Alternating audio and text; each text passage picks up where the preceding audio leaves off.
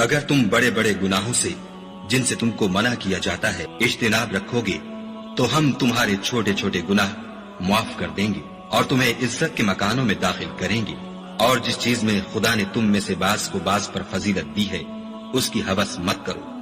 مردوں کو ان کاموں کا ثواب ہے جو انہوں نے کیے اور عورتوں کو ان کاموں کا ثواب ہے جو انہوں نے کیے، اور خدا سے اس کا فضل و کرم مانگتے رہو۔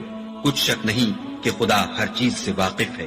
اور جو مال ماں باپ اور رشتہ دار چھوڑ مرے تو حقداروں میں تقسیم کر دو کہ ہم نے ہر ایک کے حقدار مقرر کر دیے ہیں، اور جن لوگوں سے تم عہد کر چکے ہو ان کو بھی ان کا حصہ دو۔ بے شک خدا ہر چیز کے سامنے ہے۔